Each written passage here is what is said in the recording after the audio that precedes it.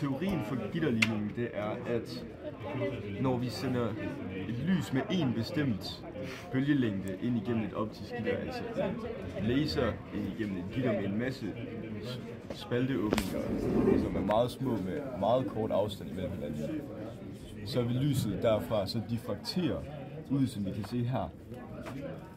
Fordi det er bølger, og det er en af bølgeegenskaberne. De steder, hvor der så er konstruktiv interferens i interferensmønstret, det kunne for eksempel være der, hvor linjerne de møder hinanden. Der vil der være en prik, hvis der nu var en overflade. Så hvis vi siger, at enden her, det er væggen, så vil der være en plet lige der, og de andre steder, hvor at interferensmønstret er konstruktivt. Og grunden til, at vi så derfor ser flere pletter i stedet for kun én, det er fordi, at lyset diffrakteres til flere retninger, og derfor vil der så være flere pletter på væggen, fordi at de interfererer med hinanden mere end et sted. Okay, så her har vi formen for gitterligning, og så har vi så sin phi, det er, at sin phi er monoton voksende op til 90 grader. Derefter er den så faldende, hvis den kommer over 90, så falder den. Så man kan ikke gå over 90 grader. Og så enden, det er ordenstallet for hvilken orden du vælger. Og så har du så lambda, som er bølgelængden, som er over d, som er gitterkonstant.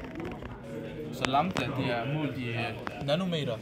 Og så for at få, at ligningen giver mening, så får vi d omregnet til også nanometer, fordi at den er i millimeter, så det vil sige, at hvis det er 1 over 100, så bliver det 0,01.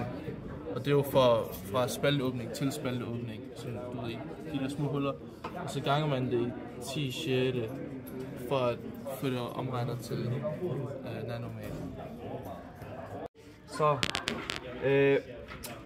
her har vi selvfølgelig grundligningen, eller selve gitterligningen, og så det skriver vi om til det her, fordi at lige nu så tager vi den som første orden, så i stedet for n står der 1. Det der, det er præcis det samme som det her i forhold til resultat, men det her, eller ja, det her udfald, det vil blive til en eksponentiel funktion, modsætning til den her, som bliver til en lineær, funktion, lineær graf, fordi det her, det svarer basically til det her, hvor at sinus til phi første, eller phi 1, er y, og så bølgelængden, det er a, altså hældningskoefficienten, og 1 over d, det er x, og så der er ikke lige b i det her, men ja, det er jo lige meget. Og det kan vi så også se her. Sinus til phi i 1, eller phi nummer 1, det er vores y-akse, og vores x-akse, det er 1 over d, og så kan vi se her, vores hældningskoefficient, det er bølgelængden, går en ud, skruer bølgelængden op. Yes. Kom. Yes. Hvor vi er her nu. Vi kan også sagtens bytte rundt på 1 over d med bølgelængden, fordi at det vil bare være det samme, så har du bare 1 over d som hældningskoefficient i stedet. Det var det. For at finde antal max ordner, så tager vi og isolerer n i vores gitterligning her. Det gør vi ved først at dividere lambda over på den anden side, så det hedder n er lige med gitterkonstanten divideret med lambda, med bølgelængden, og så gange sinus til phi ente. Det gør. Og da vi ved, at n det skal være et helt antal, altså et helt antal, fordi vi ikke kan have en halv prik, og at sinus til en vinkel aldrig vil blive over 1, så kan vi så skrive det som en ulighed, at n max altid vil være mindre end eller lige med gitterkonstanten divideret med bølgelængden. Ja, så det er faktisk ligegyldigt om det. Og derfor så kan vi også se, at når vi har en lavere bølgelængde, så vil der være flere pletter Og når at gitterkonstanten den er højere, så i forsøg 1, der har vi startet med at tage den omvendte tangent til afstanden imellem, her er det første orden, så afstanden imellem første ordensplagerne, og så divideret det med afstanden fra væggen til gitteret. Og så har vi så fået 7,4, og det har vi så gjort med anden ordensplanerne og tredje ordensplanerne også. Ja, hvor vi har fået 14 og 21 cirka. Så har vi så taget sinus til de vinkler, som vi så har fået plottet ud her. Ikke? Og dem har vi så taget og sat ind i en spejr og lavet en ligning, fordi at vi ved, at ifølge gitterligningen, så sinus til vinklerne, sinus til fientet, er lige med bølgelængden lambda divideret med gitterkonstanten d gange n, som vi så kan omskrive til y, er lige med en konstant, som her er bølgelængden divideret med gitterkonstanten, og så gange x, så vi får n på vores x-akse og sinus til fiente på vores y-akse, og så må hældningen, vores konstant, det må så være, for hver gang vi går en ud, så går vi bølgelængden divideret med gitterkonstanten op, som så er regnet ud til at være 0,1212. Ja.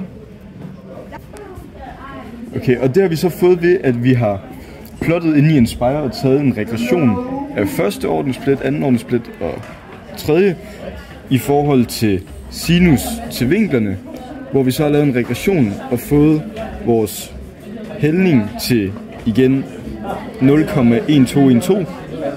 Ja. Det vi så kan, fordi at vi ved, at hældningen det er bølgelængden divideret med gitterkonstanten, så kan vi så tage det og gange med gitterkonstanten, som vi ved er 3333,33 nanometer, fordi den er 1 over 300 i millimeter. Og det giver så 404,127 nanometer, fordi at det her har ikke nogen enhed 0,1212, fordi at det var sinus til vinklen og n, som vi kan have nogle enheder.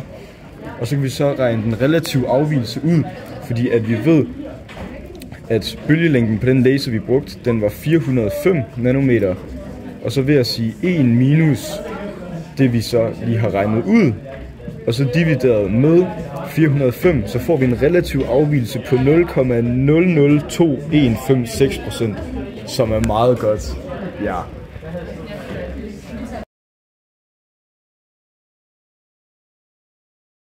Så det er vores forsøg 2. Så her har vi sat vores 1 over d som vores x-akse, og så har vi sin til phi som vores y-akse, og så har vi så fået lambda til vores hældning. Så har vi så taget inverse tangens over for fra første til første ordensplit, så har vi divideret med 2, som er 6,25. Og så har vi så taget 0,5 meter, og så har vi så sat den ind i en inverse tangens, og så har vi fået 7,4 grader. Og det har vi så fortsat med at gøre ved de andre også, som er det samme, som er 13,25. Så ja, så fortsætter det bare. Og så har vi så taget sinus til 7,4, og så har vi så fået de her tal, som vi har lagt ind i vores, som vi har lagt ind som vores sin til phi.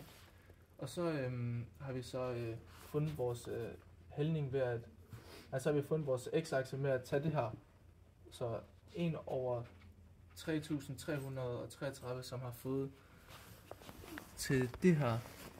Og så har vi så bare smidt det ind på vores, ja, den her.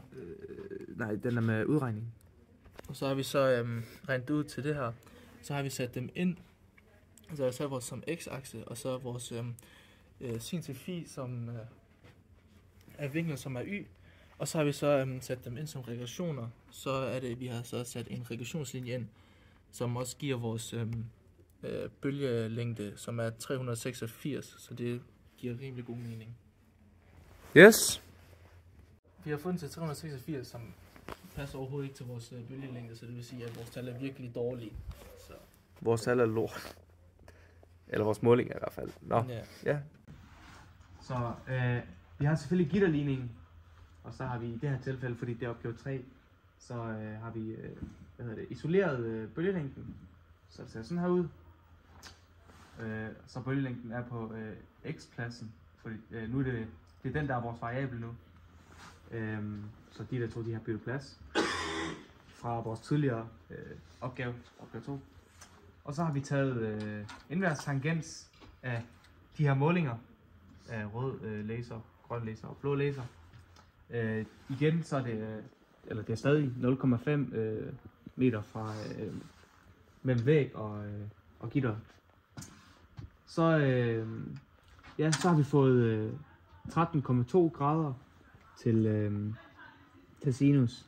Der har vi smidt i her. Det er det samme med dem alle. Så, ja. Det har vi sat i her, og så får vi det her 0,228, ved den første i hvert fald, til sinus. Og det har vi over ved grafen herovre.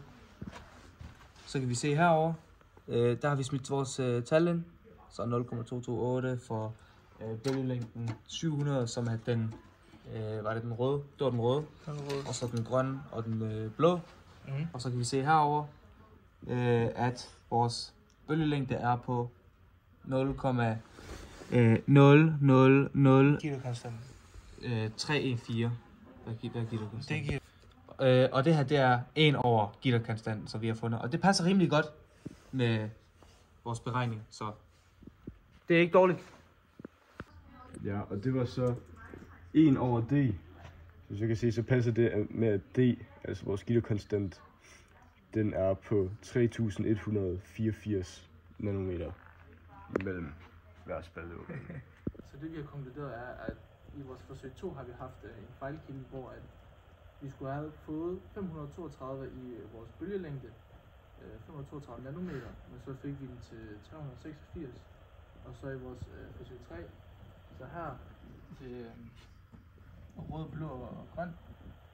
Det eneste vi havde ved, det var blå, men ellers, nej, vi havde ved ingen af dem. Okay, har du pausen? Så skulle vi finde på nettet om hvad er nanometer, så vores tal, vi fik jo ikke at vide, hvad vores var, fordi at vi har fået tal fra andre. Så ja, det er også en af vores fejlkilder. Men til gengæld har vi så et rigtig godt konstant herhenne, som er rimelig sådan godt, som er 3184 nanometer. Så det er meget, meget fint. Yes. Så det vi fandt ud af, at det skulle have, eller det teoretiske. Det er den praksis, det er den vi har fundet ud. Okay. Så det vi havde regnet ud, de der 386 nanometer som bølgelængde, det var, vi tog fejl før, fordi vi skrev 532, men vi har fundet ud af, at det var 405, der faktisk var den målte bølgelængde. Men hvis vi kigger på dem, så aftagelsen er, at de er ikke så langt væk fra hinanden igen. Det kan blive bedre, men det er ikke så slemt i forhold til nogle af de fejlkilder, der er, når man er i lab, eller de menneskefejl, som man kan kalde det.